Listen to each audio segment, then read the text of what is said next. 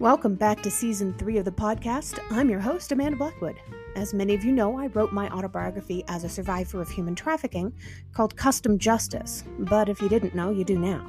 Keeping in line with that, this entire season has been focused on interviewing people who did or plan to write about their own experiences as trauma survivors and how they overcame their past. If that sounds like you, reach out. We can talk about having you on the show, too. As much as we all hate commercials, they are a necessary evil these days. This is what keeps the show on the air. You can also show support by purchasing one of my mini books or donating through PayPal. You can find the links to either option in the podcast description. As always, a portion of the proceeds do go to local organizations that help fight human trafficking.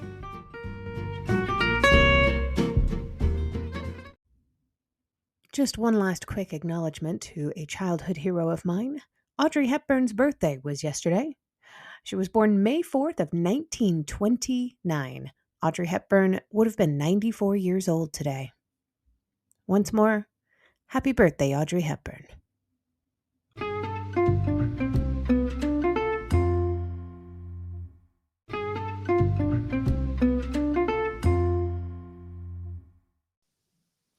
Welcome back to the podcast, ladies and gentlemen. I'm Amanda Blackwood, your host, and today I have with me an author, a consultant, and coach named Susan Gold.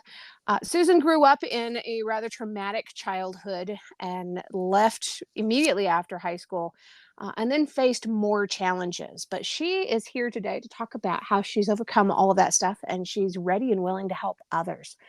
I think she's remarkable, and I'm really excited to have her on the show. Welcome, Susan.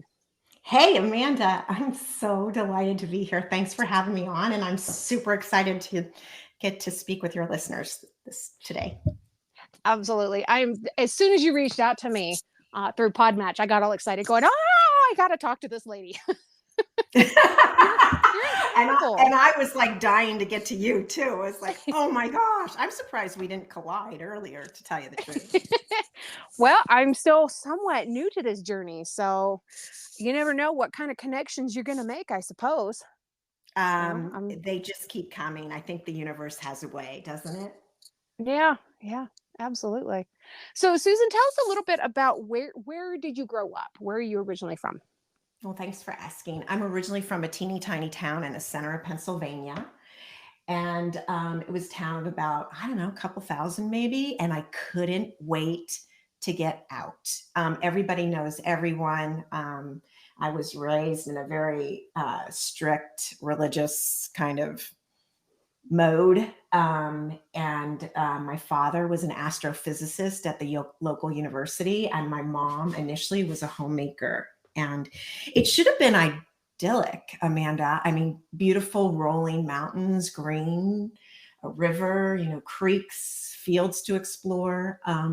But for me, most of the time, it felt like this sinister kind of energy lurking and sort of snakes in the background and the foreground. Wow. So how did all these snakes start to manifest? What was going on? Well, first of all, I just want to say my parents did the very best they could. It was hurt and abused children, raising hurt and abused children. And it goes way back in the bloodline. My father was an alcoholic. You'd hear the dry sink open at 7:30 in the morning and you'd hear glug, glug, glug, glug. And my mom, in my own personal opinion, and I've realized this putting the pieces together much later in my adulthood, I truly believe she was mentally ill. And I do know she was on diet pills, which is speed back then. That's what doctors prescribed. So it was very chaotic. You never knew what was coming through the door. And I'd have to say the first time I cognitively remember this is when I was 4 years old. And those listeners that may have children nearby or people sensitive may want to ask them to go outside and play. We were upstairs on the second floor of this tiny little bungalow that we were renting from the school. 5 kids, 2 adults. My mom was giving us all baths. I was like getting all squirmy. It was going to be my turn. The bath water was like halfway down. It was totally gray, but I was super excited to get in and I was screaming, all of a sudden my mom's demeanor just snapped. And she grabbed my arm hard, like I could feel her fingers down into my bone. And she shook me and she said, "Why are you such a problem, you spoiled brat?" And then she started to beat me hard.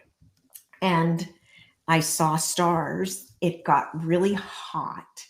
The room started to swirl and I started to brown out. Ooh. And I knew at that point, Amanda, that it wasn't safe. Sometimes my mommy was so nice and so loving, and other times she would just turn into this monster that I didn't know if I could survive. Wow. My gosh. So I understand that you left immediately after you got out of high school. Was that the end of you having to deal with trauma and abuse? Oh my goodness, no. The tracks were laid well. I mean, I am grateful that I had the courage to actually leave, because I dreamed of that time and I dreamed of that time, but when it came closer and closer, I started to get really anxious. So I'm really glad I could go through with it. I did leave at 7:45 in the morning, the morning after I graduated from high school. I rarely went back, but just because you go elsewhere doesn't mean your circumstances and situations and traumas don't follow you. So I think addiction was the first thing that I realized, and what was happening were behaviors I saw demonstrated in my home were starting to repeat in my own life, and so that was the first red flag. And I was at work one day and I realized I like took a slug out of a wine jug to ask for a raise, and I'm like, yeah, there's something wrong with that. Just doesn't seem to fit. Wow. I can kind of picture the moment though, you know? Yeah, I think addiction, alcoholism, it runs rampant, certainly in my family. But I think I'm one of the first few to address it, and I've been clean for decades. I think that's really the base platform I needed to have any kind of real recovery from my experience. And then the next issue to tackle, or issues, were clinical depression, and then narcissistic relationships, because that was natural to me. Right. Right. I mean, when a child grows up with the people that they love and the people who love them abusing them also, they learn that the two coexist, and it's hard to accept one without the other. And if somebody's not abusing you or controlling you or acting jealous about what you're doing, then they don't really love you. You're just a waste of their time. That is so well put. And I wish I knew that as clearly as you said that decades ago. Me too. Me too. Yeah, hard Yeah. fought for and won to gain those understandings. I Yes. do want to say that traditional talk therapy did help me lay down the storyline, Amanda, but ultimately that just circled me square back to where I was when I started. And so what's really helping me transform is more somatic modalities. And what I mean by that is like going into my body, because that's where my body is just like a roadmap of trauma. And that's where I hold it. And to go into those parts and explore the sensations and the feelings, and whether they're current or they're past or they're ancient, and then to release them. That's really served to shift the neural pathways in my brain and to shift the programming. Absolutely. It's huge when you find that ability too. Um, when we had originally contacted, you answered some questions for me, and you mentioned that some of the other things that you did, one of them was to face the truth while not pointing fingers. How difficult was that? Oh, so that's super hard. Yeah. That didn't come easily. I was able to do that while I was dissecting what had happened to me. And then once I was able to gain some kind of distance and compassion for self, then I could turn and shift and take a look at my challengers or my predators, however you want to look at it, and my challenges, and see the backstory there. I mean, in the case of my mom, her own father was beaten almost to the point of death by his stepmother. So he carried that on into his own family and would do the same to my mother. And then she was expected to act as if nothing was wrong. And she had also been molested and suffered horrid sexual abuse. And so here she was in this marriage with this Peter Pan alcoholic predator who was full on cheating almost since the honeymoon. And I mean, that's rough. And she's got 5 kids. She's not even 30 and she's got to swing with it. I'd be kind of kooky too. Yeah, I think I'd probably be pretty upset. And my oldest brother, who I experienced the majority of my own sexual trauma and abuse with, I love him dearly now. I confronted him. I did a lot of work and I confronted him and he said, none of that stuff ever happened. Yeah. But if it did, here's why it happened. And he has very little memory. It's almost like complete blackout amnesia of his upbringing. And I have huge compassion for what he's carrying because it's pretty much unexamined. And now he's, starting to ask questions because he's in agony, so I have compassion. As a matter of fact, my publisher, gave me the title of the book. My title was much different. The current title is Toxic Family, Transforming Childhood Trauma into Adult Freedom. And my title was Magical Illumination, because that's what it's been. It's been amazing to turn this full circle and really reflect and really get free. Because otherwise, like, I'm eating the rat poison, expecting my perpetrator to fall down dead. Yes. Yep. Exactly. Doesn't really work. And that's how I often explain holding on to anger instead of discovering what forgiveness is too. And I can absolutely identify with what you just said about your brother. The first person that ever molested me, I was 4. My brother was 7. To this day, he still tries to claim that it never happened, and he's adamant and very angry about it.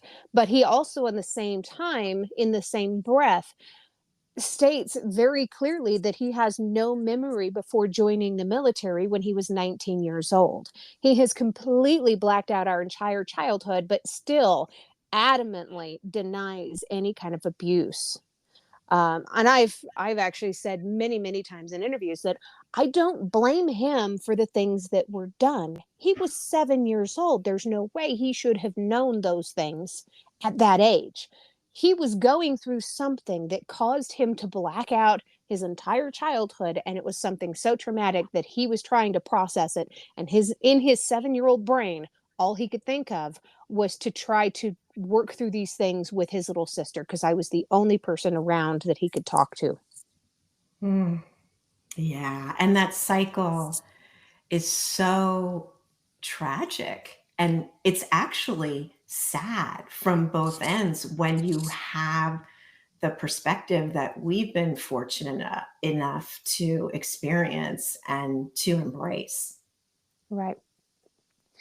Being able to discover the strength within yourself to let go of that anger it's monumental. It changes someone's life. It really does. And I do want to acknowledge that it does take work. It's not for the faint of heart. I wouldn't recommend going it alone. I would definitely recommend getting support and people who've been through it and understand it. I went really early on to meetings, support meetings for survivors. And I found help there, and then I got professional help. But the odd thing is, Amanda, it carried on. I had different layers of it. I was being sexually abused in the workplace at one point, and surprisingly, growing up, I used to watch Barbara Walters on my belly, on my beanbag in my basement, going, yeah, I'm going to go to New York City. I'm going to be like that lady. Well, not exactly like that lady, but I did end up training her. I was her personal exercise trainer for a bit on the side to make money. And and I rang her doorbell one morning at 7 a.m. and she immediately knew something was up. So she got it out of me the day before. The guy that I was working with used to invite young actresses in at 4 a.m. for their casting call at 4 p.m. and asked me to leave the office. It was so awkward. And then he tried the same thing on me. So Barbara said to me, look, I'm coming to work with you this morning and we're going to confront this man. I'm like, thank you, Barbara. I got it covered. I did confront him that day. He promptly fired me on the spot. And I ended up, being so bruised, not only by that trauma, but the many traumas that had come before. And I was newly sober and I was in therapy.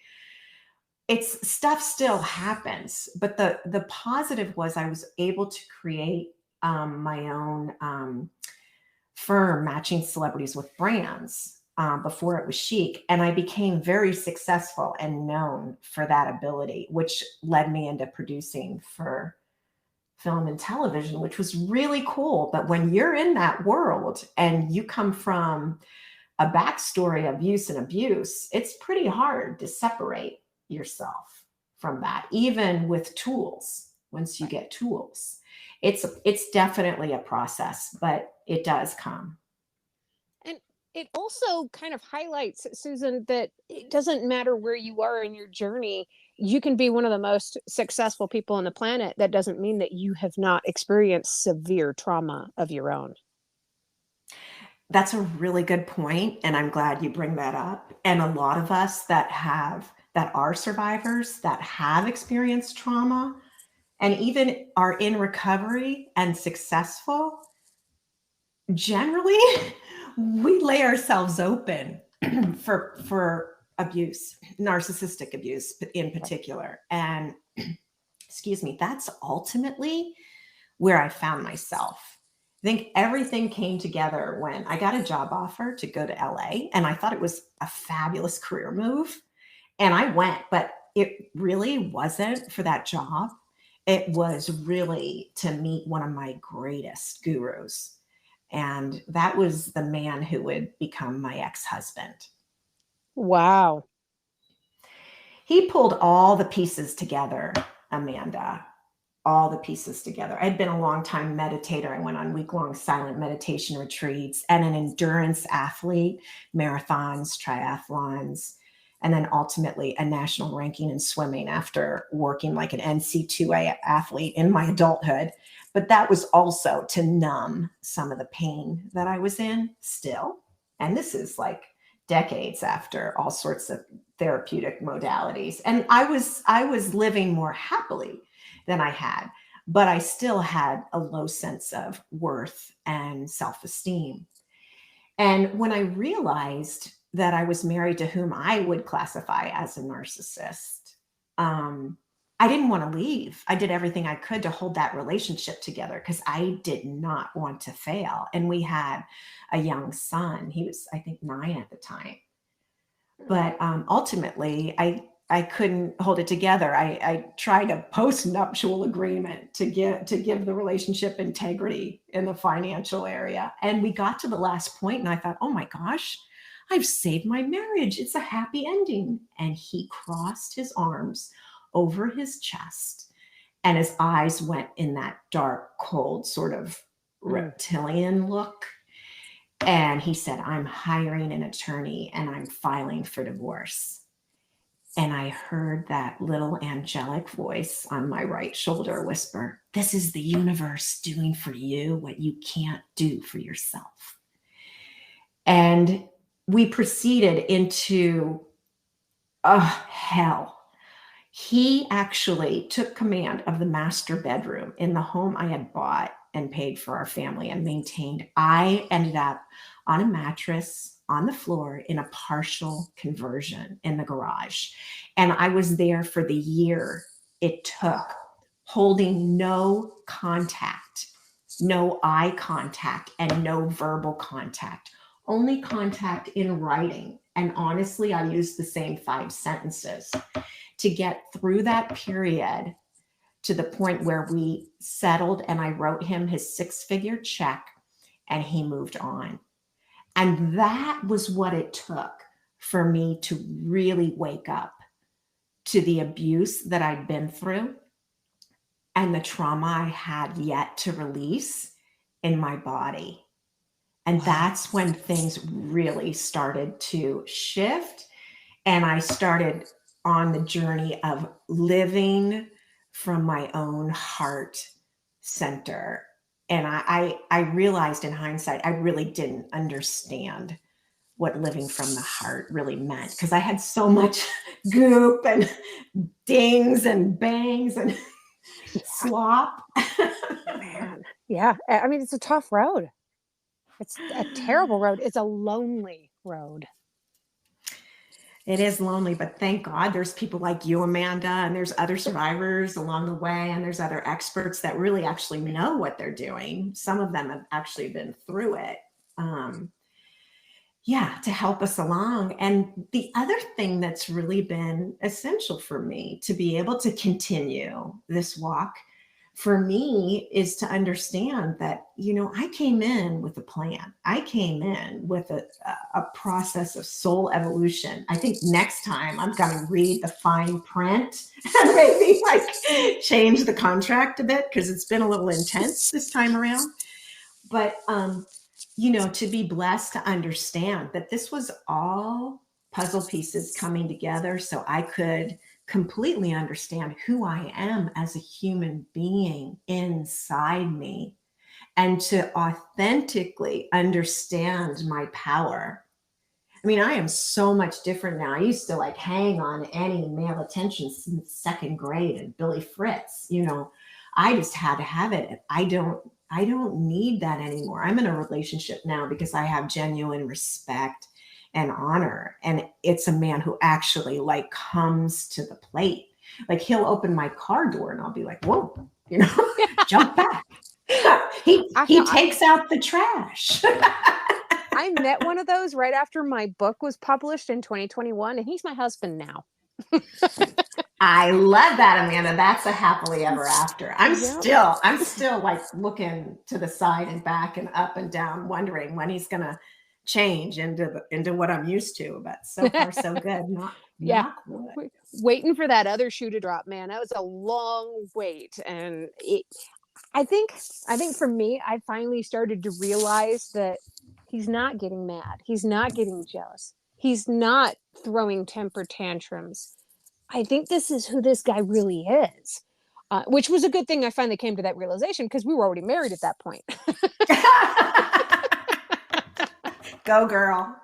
But he's incredible. He is super patient. And I think what a lot of people don't realize is that when you've survived this kind of trauma, a lot of times until you are completely healed from this trauma, you continuously gravitate towards those kinds of people. But once you are healed and you know that you're healed and you're willing to communicate with somebody and they are able to accept all of your past and understand that you've moved beyond it, that's when you're finally ready and able to have that healthy, open, honest, loving relationship. He read my full autobiography before we were ever engaged.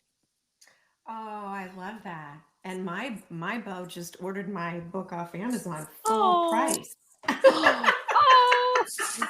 Yeah, Kyle didn't even tell me he was getting my book until he already had it, and it was on his coffee table when I came over one day. I was like, "You have my book?" He says, "I've already read your book."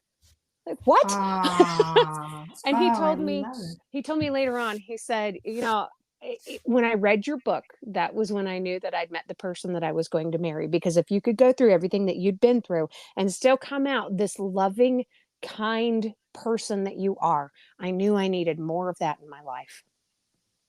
And that's the thrill, Yeah. that we have this sort of angelic energy about us, even with all the pain and the agony. I mean, I went back to a family gathering this past summer. I guess, yeah, it'll be a year this coming August. And my dad at one point said to me, "Are you sure you're from this family? You belong in this family? You're so nice." It took work, Dad. Yeah. So now that you're out of all of that stuff and you've moved on and you've got this good, happy, healthy life, how do you celebrate your wins in life? Oh, I love that question. So before I would hide behind the chair, or just poo-poo it. But now I can stand up and go, yeah, it is my happy birthday today. And it is amazing what I've survived and what I've stood up to. Holy cow, I'm amazing. And just the simple things, just taking a breath, or, if I don't feel like going out on my 3-mile walk and I want to walk around, around the yard a little bit, that's like a win for me. That's like a celebratory win, to be gentle and soothing with myself and to honor that precious little one that's inside me. That stuff used to make me puke. They talk about the inner child and all that stuff. And I'd be like, or, put your hand on your heart and say, I love you, or look in the mirror and do the same. I'm like, that's for weenies. But it's hard honest, to do that when you don't like your inner child and you don't love yourself. Exactly. Exactly. But when you get beaten up to the point where that billboard goes boing and you don't have a choice, it Yeah. becomes imperative. And Yep. so maybe I didn't start out with my hand on my heart saying I love you, but I could put my hand on my solar plexus and say, you're okay. It's okay. And the trauma started to settle. And then eventually I could move to my heart and take a breath and connect with that sweet, dear soul that's been through it all. Yeah. And that is such a perfect place to start. You got to connect with who you are. Who would you say is your hero? Do you have a hero? Well, this is really, this is going to sound so cocky, but it's me today. I have to be honest.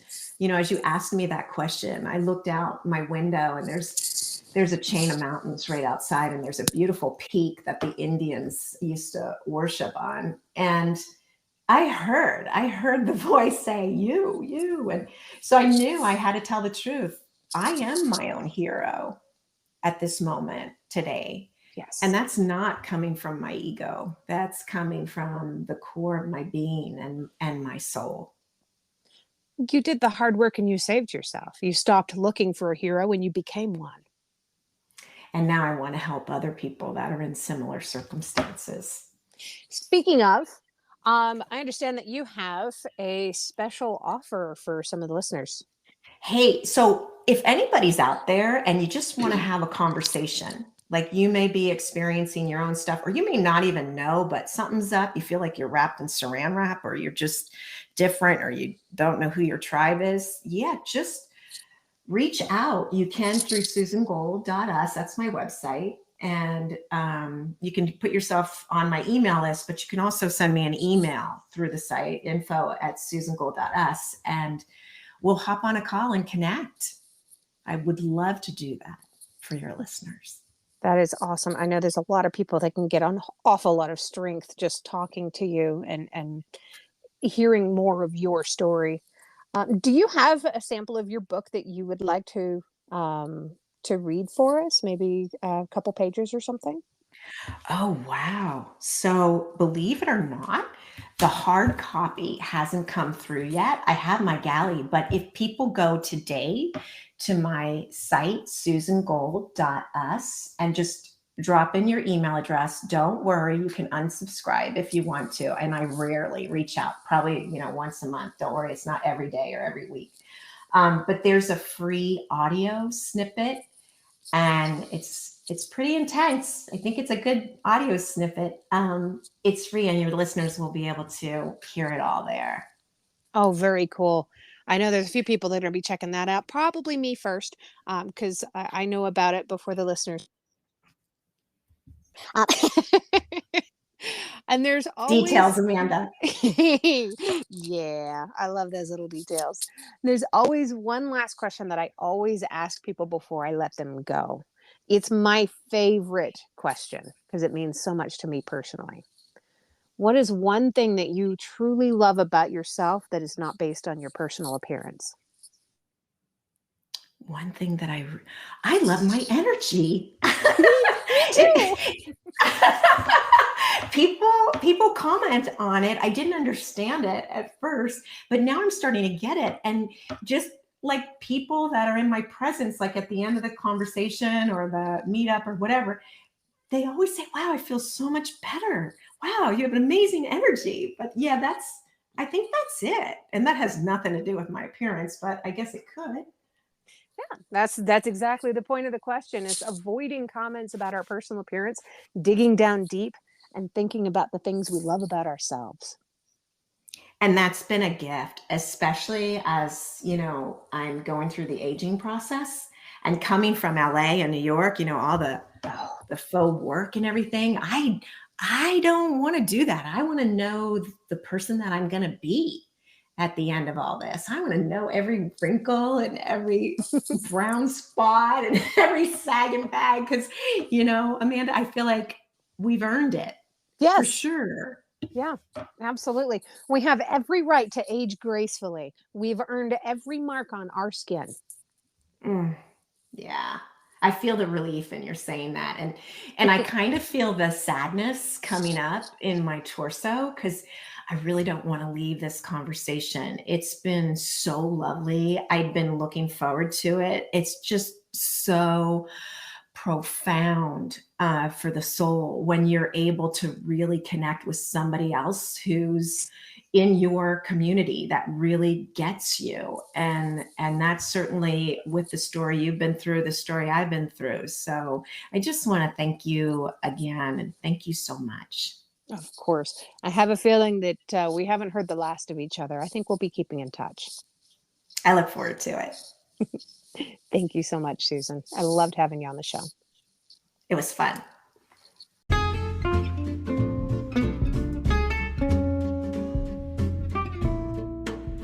If you've enjoyed tonight's episode, please make sure you check out the episode description. There you're going to find links on how you can learn more about this guest, links to connect with them on social media, and how to support the podcast.